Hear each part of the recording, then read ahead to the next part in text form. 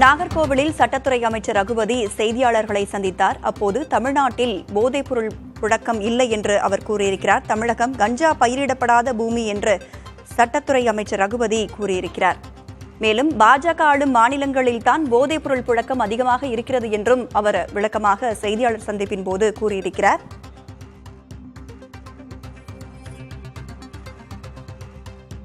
இது தொடர்பாக பேசுவதற்காக நம்மோடு இணைந்திருக்கிறார் பாஜகவிலிருந்து ராமஸ்ரீனிவாசன். சார் வணக்கம். வணக்கம் சார், தற்போது சற்று முன்பாக சட்டத்துறை அமைச்சர் ரகுபதி செய்தியாளர் சந்திப்பின் போது கூறியிருக்கிறார் என்னவென்றால் பாஜக ஆளும் மாநிலங்களிலேயே போதைப்பொருள் புழக்கம் அதிகம் இருப்பதாக அவர் சொல்லியிருக்கிறார். உங்களுடைய கருத்து என்ன சார்? போதைப் பொருள் புழக்கம் எங்கிருந்தாலுமே அது சட்ட விரோதம் மாத்திரம் இல்லைங்க, தேச விரோதம், அடுத்த தலைமுறைக்கு நாம செய்யற மிகப்பெரிய துரோகம். அதைத்தான் நேற்று ஐயா மோடி அவர்கள் சொல்லியிருக்கிறார். எல்லாருடைய பெற்றோர்களையும் மனதை அரித்துக் கொண்டிருக்கிற ஒரு விஷயம் இதுன்னு சொல்லியிருக்கிறார். அதனால இதை பத்தி திமுக இன்ட்ரோஸ்பெக்ட் பண்ணணுங்க, வார்த்தைக்கு வார்த்தை பதில் சொல்லக்கூடாது.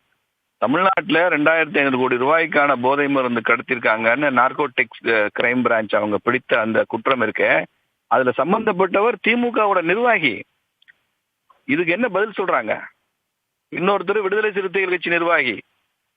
இதுல சில சினிமா பிரபலங்கள் இதுக்கு பின்னால வேற வேற மறுப்பு அறிக்கை கொடுக்குறாங்க, எங்க இருக்கிறாங்கன்னு தெரியலன்றாங்க. என்னென்னமோ நடக்குது, குழப்பமா இருக்கு, சந்தேகமா இருக்கு. அப்ப இதுக்கெல்லாம் முதலமைச்சர் பதில் சொல்லணும், திமுக கட்சி பதில் சொல்லணும். அதை விட்டுட்டு பிஜேபி ஆளுகிற ஸ்டேட்ல போதை இருக்கு பேசுறது என்ன அர்த்தம்? எந்த ஸ்டேட்லங்க இருக்கு? எந்த மாநிலத்துல பிஜேபி ஆளுகிற மாநிலத்துல தமிழ்நாட்டுல இப்ப 2500 கோடிக்கு பிடிச்ச மாதிரி எந்த ஸ்டேட்ல பிடிச்சிருக்காங்க? தமிழ்நாட்டுல திமுக நிர்வாகி மேல சந்தேகம் வந்த மாதிரி வேற எந்த பிஜேபி நிர்வாகி மேல சந்தேகம் வந்திருக்கு?